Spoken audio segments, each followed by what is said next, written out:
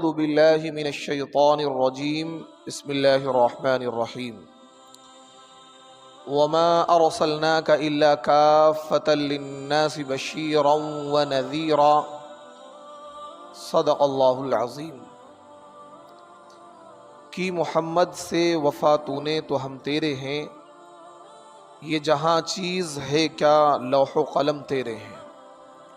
حسن یوسف دم عیسیٰ ید بیضا داری، آنچ خوبہ ہما دارن تو تنہا داری۔ معزز ناظرین کرام، حاضرین عظام، نوجوان دوستوں اور بزرگوں، قرآن پاک کی ایک آیت میں نے آپ کے سامنے پڑھی ہے۔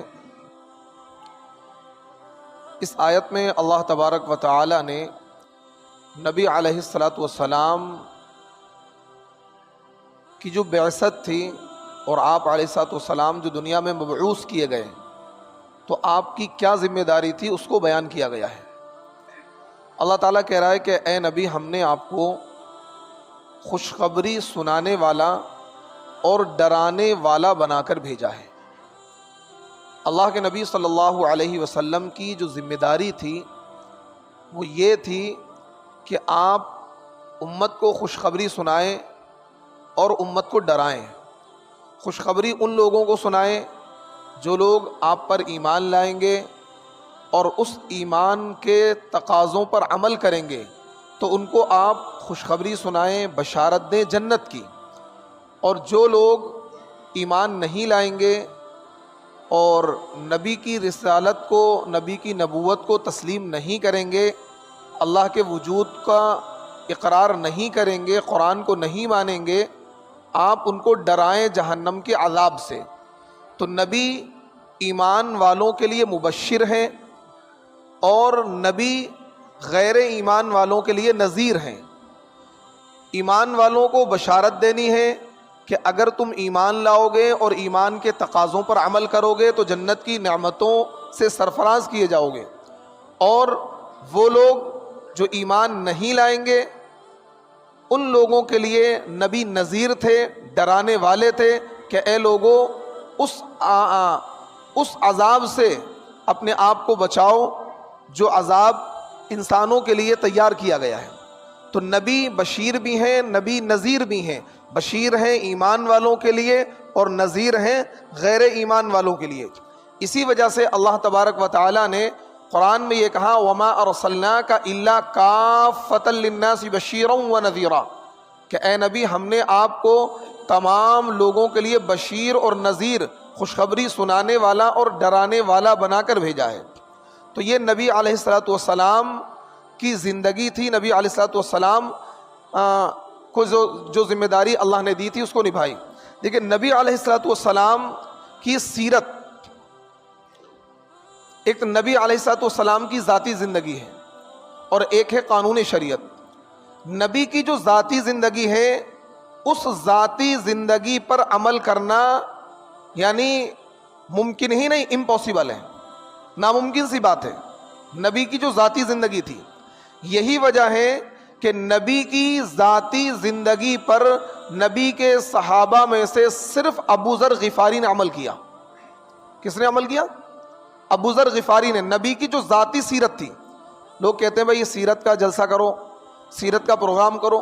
سیرت کا جلسہ کرنا بہت آسان ہے، سیرت کا پروگرام کرنا بہت آسان ہے، لیکن اس سیرت پر عمل کرنا ہمہ شمہ کی حقیقت نہیں ہے۔ نبی علیہ السیرت نام ہے نبی علیہ السلام کے واقعات کو بیان کرنا، آپ کے ذاتی عادات کو، آپ کی خصلتوں کو، آپ کے طور و طریق کو بیان کرنا، یہ سیرت ہے۔ لیکن جو نبی کی ذاتی سیرت تھی، جو نبی کی پرسنل زندگی تھی، اس پرسنل زندگی کو اپنی عملی زندگی میں کاپی کرنا یہ ہمہ شمہ کی حقیقت نہیں ہے۔ نبی کے صحابہ بھی نبی کی ذاتی سیرت پر عمل نہیں کر پائے۔ نبی کی ذاتی سیرت کیا تھی؟ نبی کی ذاتی اور پرسنل زندگی کیا تھی؟ لیکن نبی کی ذاتی زندگی یہ تھی کہ نبی پوری زندگی، نبی کا معمول یہ رہا کہ 2 مہینے آپ کے یہاں چولہا نہیں جلتا تھا۔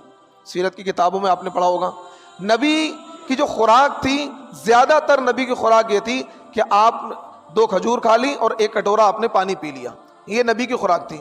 اسی طریقے سے نبی علیہ الصلوۃ والسلام نے پوری زندگی گیہوں کی روٹی نہیں کھائی.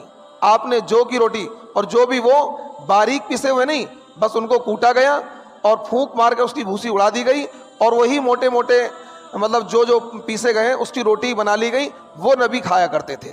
اور اسی طریقے سے نبی کی ذاتی سیرت یہ تھی کہ نبی ایک وقت جیسے کھانا کھا لیا تو دوسرے وقت کے لیے بچا کر نبی نہیں رکھتے تھے. توکل، اب کھا لیا، جو بچا اس کو صدقہ کر دیا، محلے میں بانٹ دیا، شام کے لیے کچھ نہیں رکھنا ہے، شام کے لیے کچھ نہیں رکھنا ہے. شام میں اگر اللہ کی طرف سے کہیں سے مل گیا تو کھا لیں گے، نہیں تو فاقہ کر لیں گے. نبی کی ذاتی سیرت یہ تھی کہ نبی 17 دن لگاتار پے در پے ریگولر روزے رکھتے تھے، بغیر سحری کے، بغیر افطاری کے. اس کو کہتے ہیں صوم وصال. کیا بولتے ہیں؟ صوم وصال. نہ تو سحری کھاتے تھے نہ افطاری کرتے تھے، کنٹینیو روزہ چل رہا ہے. صحابہ نے آپ کو کاپی کرنے کی کوشش کری، اور کچھ صحابہ نے صوم وصال کے روزے رکھنے شروع کر دیے، سحری بغیر سحری کے، بغیر افطاری کے. 2-4 دن روزے رکھے، بڑی کمزوری آ گئی، بڑا ضعف آ گیا. نبی علیہ الصلوۃ والسلام کو پتہ لگا تو آپ ناراض ہو گئے. آپ نے ڈانٹا اور یہ کہا ایکم مثلی، تم میں سے کون میری طرح ہے؟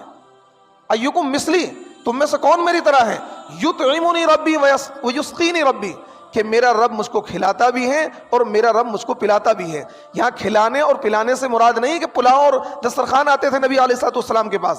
کھلانے اور پلانے سے مراد یہ ہے کہ آپ کے جسم میں، آپ کی رگوں میں ذکر اللہ دوڑتا تھا. آپ اتنا ذکر کیا کرتے تھے، آپ کو کھانے پینے کی ضرورت نہیں تھی، آپ کا ذکر سے پیٹ بھر جاتا تھا. یعنی روحانی قوت نبی کی اتنی مضبوط تھی، علماء نے لکھا ہے کہ نبی علیہ الصلوۃ والسلام پوری زندگی بغیر کھائے ہوئے گزار سکتے تھے، اور آپ کے اندر کوئی ضعف اور کوئی کمزوری نہیں آتی. اس درجے روحانی قوت آپ کی مضبوط تھی. تو یہ نبی کو کس نے قوت دی؟ اللہ تعالیٰ نے. یعنی نبی کو اللہ نے اتنی قوت دی تھی کہ نبی چاہتے تو پوری زندگی بغیر کھائے اور پیے گزار دیتے. لیکن نبی نے کیوں کھایا، نبی نے کیوں پیا؟ صرف امت کی تعلیم کے لیے، امت کو دکھانے کے لیے، امت کی تعلیم کے لیے کہ دیکھو کھانا اور پینا یہ ضروری ہے. نبی خود صوم وصال کے روزے رکھا کرتے تھے، لیکن نبی نے امت کو منع کیا کہ آپ کیا ہے، لگاتار پے در پہ روزے نہ رکھیں، بلکہ آپ سحری میں بھی کھانا کھائیں، آپ افطاری میں بھی کھانا کھائیں. سحری کھانے کی آپ نے باقاعدہ فضیلت بیان کری، آپ نے افطاری کھانے کی باقاعدہ فضیلت بیان کری، یہ امت کو تعلیم دی. نبی کی ذاتی سیرت کیا ہے؟ نبی علیہ الصلوۃ والسلام، حدیث پاک میں آتا ہے، مغرب کی نماز کا وقت ہے، تکبیر کہہ دی گئی، آپ مصلی پر آ چکے ہیں، اچانک آپ مصلی سے واپس چلے گئے، تکبیر ہو چکی ہے. صحابہ نے عجیب منظر دیکھا، نبی واپس گئے، اپنے حجرے میں تشریف لے گئے، اور تھوڑی دیر کے بعد آپ نے آ کر تکبیر کہی اور نماز شروع کر دی. صحابہ کا کو بڑا تعجب ہوا کہ آج نبی نے ایک ایسا عمل کیا جو کبھی نہیں کیا. نماز کے بعد کیونکہ صحابہ جب کوئی نیا عمل دیکھتے تھے تو نبی سے دریافت کرتے تھے، پوچھتے تھے.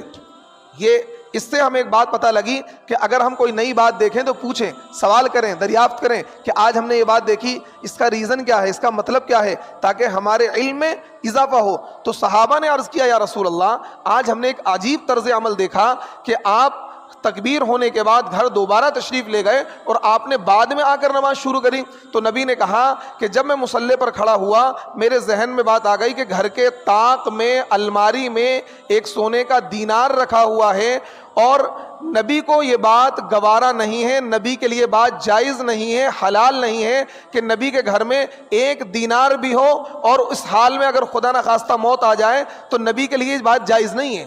نبی کے لیے بات جائز نہیں ہے کہ نبی پر رات اس طریقے سے گزرے کہ نبی کے گھر میں کچھ مال رکھا ہوا ہو. میں گیا اور فوراً میں نے وہ دینار صدقہ کیا اور آ کر میں نے آپ لوگوں کو نماز پڑھائی. یہ نبی کی ذاتی سیرت ہے. کیا ہم اس پر عمل کر سکتے ہیں؟ نہیں، ممکن ہی نہیں ہے، امپاسبل ہے. اور ہم کیا، ہم تو بہت دنوں بعد دنیا میں وجود میں آئے ہیں. صحابہ جو نبی کے ڈائریکٹ شاگرد تھے، جنہوں نے نبی سے علم سیکھا ہے، نبی کی اتباع کرتے تھے، وہ بھی اس ذاتی سیرت پر عمل نہیں کر سکتے ہیں. نبی کے 1,44,000 صحابہ ہیں. کتنے؟ 1,44,000 صحابہ ہیں نبی کے. ان 1,44,000 صحابہ میں سے جو نبی کی ذاتی زندگی کو جنہوں نے کاپی کیا ہے وہ کون ہے؟ ابو ذر غفاری. ابو ذر غفاری رضی اللہ تعالیٰ عنہ یعنی اس امت کے عیسائی امت کہلاتے ہیں. اس امت کے حضرت عیسیٰ ہیں. وہ حضرت عیسیٰ تمام نبیوں میں سب سے زیادہ، حضرت عیسیٰ نے جو زندگی گزاری ہے بے سر و سامانی کے عالم میں. اس طریقے سے حضرت عیسیٰ کے بعد دو چیزیں ہوا کرتی تھیں, ایک تکیہ ایک پیالہ. جہاں ضرورت پڑی تکیہ لگایا سو گئے, جہاں ضرورت پڑی اس پیالے میں پانی لے کر پی لیا, اس پیالے میں سے کھانا کھا لیا, اس پیالے سے وضو کر لیا. یہ دو چیزیں حضرت عیسیٰ کی زندگی میں تھیں, اس سے زیادہ ان کے پاس کچھ نہیں تھا. بدن پر جو کپڑے پہننے کے تھے بس وہ تھے, اس کے علاوہ کوئی کپڑا ان کے پاس نہیں تھا. حضرت عیسیٰ کا یہ معمول تھا. ایک موقع پر حضرت عیسیٰ علیہ السلام ایک جگہ سے گزرے اور دیکھا کہ ایک بندہ سر کے نیچے ہاتھ رکھ کر سو رہا ہے, یعنی اس نے اپنے ہاتھ کو تکیہ بنایا ہوا ہے. حضرت عیسیٰ نے کہا کہ بتاؤ, میں نے تو اتنی لمبی چوڑی دنیا جمع کر رکھی ہے اور بتاؤ اس بغیر تکیے کے بھی کام چل سکتا ہے. حضرت عیسیٰ نے اس تکیہ کو صدقہ کر دیا, اس تکیے کو صدقہ کر دیا اور بغیر تکیے کے ہی آپ سونے لگے. پھر ایک موقع پر آپ ایک جگہ سے گزر رہے تھے, آپ نے دیکھا کہ ندی میں ایک بندہ موجود ہے اور وہ چلو سے پانی پی رہا ہے. تو آپ نے کہا بتاؤ, میں نے تو اتنی ساری دنیا جمع کی ہوئی ہے, اس کا مطلب بغیر پیالے کے بھی کام چل جائے گا. اس پیالے کو بھی انہوں نے صدقہ کر دیا اور پوری زندگی اسی طریقے سے انہوں نے چلو سے پانی پی کر اور ہاتھ کو سر کے نیچے لگا کر تکیے کی شکل میں اس طریقے سے زندگی گزاری. یہ حضرت عیسیٰ علیہ السلام کا عمل تھا, حضرت عیسیٰ کی ذاتی سیرت تھی. تو یہ کہا جاتا ہے ابو ذر غفاری جو ہیں وہ اس امت کے کیا ہیں, حضرت عیسیٰ ہیں, اس امت کے حضرت عیسیٰ ہیں. اور نبی کی ذاتی سیرت پر عمل کرنے والے صرف ایک صحابی ہیں اور وہ ہیں ابو ذر غفاری. بات سمجھ آ رہی ہے؟ ابو ذر غفاری وہ ہیں جنہوں نے نبی کی ذاتی سیرت پر عمل کیا. ابھی بتاؤں گا ہمارے لیے کیا ہے حکم ہے شریعت کا. نبی کی ذاتی سیرت پر عمل کرنا یہ ہمارے لیے ممکن ہی نہیں ہے. ہمارے لیے کیا, بڑے بڑے علماء, فضلاء, کتبا اور خطوب اور ابدال کے لیے ممکن نہیں ہے. نبی کی ذاتی سیرت پر کیا ہے, تو صحابہ عمل نہیں کر پائے, ہم اور آپ کیا عمل کر سکتے ہیں. حضرت ابو ذر غفاری رضی اللہ تعالیٰ عنہ, حضرت عثمان غنی کا دور ہے, ملک شام تشریف لے گئے.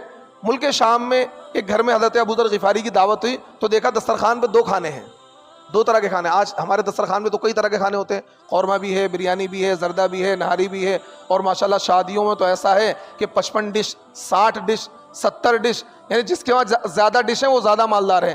یہ تو کھانے کی بربادی ہے. تو حضرت ابو ذر غفاری نے اس کو ڈانٹنا شروع کر دیا کہ نبی نے کبھی بھی ایک دسترخوان پہ دو کھانے جمع نہیں کیے, یہ نبی کی ذاتی سیرت تھی.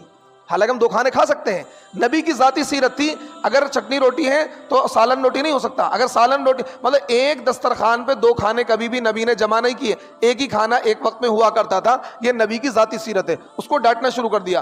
پھر کسی شخص کے بارے میں پتہ لگا کہ اس کے گھر میں بہت سارے کپڑے ہیں, بہت سارا مال ہے, اور ڈنڈا لے کے پہنچ گئے وہیں پر کہ اس کو صدقہ کرو, صدقہ کرو. نبی نے کبھی بھی مال جمع نہیں کیا, نبی نے ایک سے زیادہ جوڑا نہیں رکھا.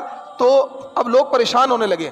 لوگ, خیر القرون کا دور ہے, نبی ابھی دنیا سے رخصت ہوئے 20 سال ہوئے ہیں, لیکن لوگ پریشان ہونے لگے کیونکہ صحابی رسول تھے, لوگ ان کا ادب کرتے تھے, عزت کرتے تھے. جہاں پتہ لگ جاتا کہ اس کے گھر میں کیا ہے, مال ہے, کسی کے گھر میں تھوڑا سا زیادہ معاملہ ہے, تو فوراً وہاں ڈنڈا لے کے پہنچ جاتے کہ صدقہ کرو نہیں تو ڈنڈا بجاؤں گا. تو اب لوگوں نے حضرت عثمان غنی جو امیر المومنین تھے ان کو خط لکھا. حضرت امیر معاویہ کے پاس بھی گئے. حضرت امیر معاویہ ملک شام کے گورنر تھے اس وقت, بعد میں امیر المومنین بنے ہیں. تو حضرت امیر معاویہ سے باقاعدہ مباحثہ کیا انہوں نے کہ بھائی آپ مطلب, کیونکہ ملک شام جو تھا, کیونکہ یہ قیصر روم یعنی اٹلی سے قریب تھا, تو یہ بہت تہذیب یافتہ ملک تھا. عرب میں تو بہت سمپل نیس تھی, بہت سمپل لوگ رہا کرتے تھے, لیکن کیونکہ ملک شام جس کو سیریا کہتے ہیں یہ روم سے قریب تھا, تو یہاں بڑی تہذیب طریقہ اور مطلب بڑا بناؤ سنگار کے ساتھ لوگ رہا کرتے تھے, بڑے ٹھاٹ باٹ کے ساتھ رہا کرتے تھے. تو متمدن ملک تھا, کلچر والا ملک تھا. تو اب حضرت ابو ذر غفاری جب حضرت امیر معاویہ کے پاس پہنچے, ان کی ٹھاٹ باٹ دیکھی اور رہنا سہنا اور کھانا پینا, اور تو انہوں نے اعتراض کیا کہ آپ یہ کیا کر رہے ہیں, نبی نے کبھی ایسا نہیں کیا, نبی نے اس طریقے کے کپڑے نہیں پہنے اتنے شاندار جیسے آپ نے کپڑے پہنے ہوئے ہیں, نبی نے ایسے کھانے نہیں کھائے, نبی نے اتنا مال جمع نہیں کیا. تو انہوں نے ان سے باقاعدہ مقابلہ کیا اور بات چیت کری کہ بھائی اگر آپ یہ کہتے ہیں کہ مال نہ جمع کرو تو پھر زکوٰۃ کا کیا مطلب رہ جائے گا, جب مال جمع ہی نہیں ہوگا تو زکوٰۃ فرض ہی نہیں ہوگی, پھر صدقے کا مطلب کیا رہ جائے گا. تو انہوں نے ان سے مباحثہ کیا. پھر حضرت عثمان کو خط لکھا کہ آپ ان کو بڑے میاں کو وہیں بلا لیں, یہاں لوگوں کی زندگی انہوں نے خراب کر رکھی, تلخ کر رکھی ہے. حضرت امیر المومنین عثمان غنی رضی اللہ تعالیٰ عنہ نے ان کو خط لکھا اور یہ کہا کہ آپ ملک شام سے الگ ایک جگہ ہے ربضہ نامی, بالکل جنگل ہے, آپ وہاں چلے جائیں, جھوپڑی ڈال لیں اور وہاں زندگی گزاریں. حضرت ابو ذر غفاری, کیونکہ امیر المومنین کا حکم واجب التعمیل ہوتا ہے, امیر المومنین اگر کسی کو حکم دے دیں تو اس کے لیے واجب ہو جاتا ہے اس حکم کو پورا کرے, اگر نہیں پورا کرے گا وہ گنہگار ہوگا. فوراً انہوں نے امیر المومنین کا خط پڑھا اور اپنا وہاں سے رخصت ہو گئے میاں بیوی، اور ایک ریگستانی علاقے میں جا کر ربدہ نامی ایک جگہ ہے، وہاں جا کر انہوں نے اپنی جھوپڑی ڈال لی، اور ان کے پاس صرف ایک پیالہ تھا اور بدن پر ایک چادر اوڑھنے کی، ایک چادر لنگی بنا کر باندھنے کی، 2 چیزیں تھیں۔ اس طریقے سے وہ اپنی زندگی کو گزارتے رہے۔ آخر ایک وقت ایسا آیا جب ان کا آخری وقت قریب آ گیا، تو پھر انہوں نے اپنی بیوی سے کہا کہ بیوی رونے لگی تو بیوی سے کہا رو نہیں، بلکہ جاؤ جا کر جھوپڑی کے باہر بیٹھ جاؤ، اور یہاں سے کوئی قافلہ گزرے تو اس سے کہنا کہ صحابی رسول ابو ذر غفاری کا آخری وقت ہے، تم لوگ رک جاؤ، ان کو کفن دفن کرتا تجہیز اور تکفین کر دو، کفن دفن کا انتظام کرا دو، پھر جانا۔ تو وہ باہر جا کر بیٹھی، اور جیسے ہی وہاں سے دھول کے اڑنے کے آثار نظر آئے، کیونکہ جب کوئی قافلہ آتا تھا گھوڑوں پر سوار ہو کر آتے تھے، دھول اڑتی تھی، تو انہوں نے دیکھا کوئی قافلہ آ رہا ہے، تو انہوں نے ان قافلے والوں کو آواز دی اور یہ کہا کہ رکو رکو رکو، یہاں پر ایک صحابی رسول ہیں اور ان کا انتقال کا وقت قریب ہے، آپ لوگ اتر جائیں اور ذرا دیکھیں ان کی تجہیز و تکفین کا انتظام کریں۔ خیر قافلہ جب رکا تو اس میں عبداللہ ابن مسعود موجود تھے۔ عبداللہ ابن مسعود صحابی رسول ہیں، جب انہوں نے جا کر دیکھا یہ تو ابو ذر غفاری ہیں، تو ایک دم سے چلانے لگے، رونے لگے وہ، اور انہوں نے کہا کہ مجھے نبی علیہ الصلوۃ والسلام کی وہ حدیث یاد ہے جو اللہ کے نبی صلی اللہ علیہ وسلم نے مجھ سے میرے سامنے بیان کی تھی کہ ابو ذر تنہا رہیں گے اور تنہا ہی مریں گے، ابو ذر تنہا ہی رہیں گے اور تنہا ہی ان کا انتقال ہوگا۔ میرے نبی صلی اللہ علیہ وسلم کی وہ حدیث سچی ہو گئی کہ تنہا زندگی گزاریں گے اور تنہا ان کا انتقال ہوگا۔ تو خیر تھوڑی دیر کے بعد حضرت ابو ذر غفاری رضی اللہ تعالیٰ عنہ کا انتقال ہو گیا، اور اس درمیان حضرت عبداللہ ابن مسعود سے ان کی جو گفتگو ہوئی، انہوں نے کہا کہ دیکھیے میرے بدن پر 2 کپڑے ہیں، کفن کے لیے میرے پاس کوئی پیسہ نہیں ہے، کوئی انتظام نہیں ہے، میرے کفن کا آپ انتظام کر دیجئے۔ کفن مسنون یہ ہے کہ 3 کپڑے ہوں، ازار اور اوپر کا کپڑا اور ایک چادر جس میں لپیٹا جاتا ہے۔ مرد کے 3 کپڑے مسنون ہیں اور عورت کے 5 کپڑے مسنون ہیں، لیکن انہوں نے کہا کفن کفایہ یہ ہے کہ ایک ہی چادر میں مردے کو لپیٹ دیا جائے، آپ مجھے سنت کفن نہ دیں، صرف ایک ہی کپڑے میں مجھے لپیٹ دیں، وہی میرے لیے کافی ہے۔ وہاں بھی انہوں نے فضول خرچی سے پرہیز کیا کہ ایک تو سنت کفن ہے، سنت کفن میں 3 کپڑے استعمال ہوں گے، فضول خرچی ہوگی، بس آپ ایک بڑی سی چادر میں مجھ کو لپیٹ دیں اور مجھے دفنا دیں، یہ میرے لیے کافی ہوگا، میرے لیے سنت کفن کا انتظام نہ کریں۔